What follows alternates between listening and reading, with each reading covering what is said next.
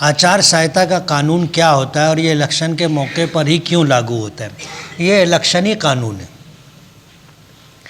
اور آچار سنہتا کا مطلب یہ ہے کہ سرکاری طور پر جو بھی معاملات ہوتے ہیں ان معاملات میں کچھ کاموں پر پابندی آتی، اور وہ پابندی یہ ہوتی ہے کہ ہم لوگ ایسا کوئی کام نہیں کر سکتے جس سے لوگ متاثر ہو کر کے ہم کو ووٹ دیں۔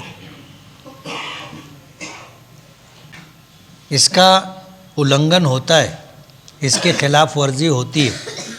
جیسے بہار میں الیکشن تھا تو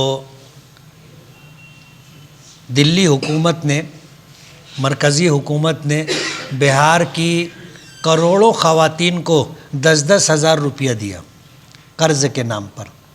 یہ آچار سنہتا کا النگھن ہے، لیکن اس کا بینیفٹ ان کو ملا کہ ان کی سرکار بن گئی۔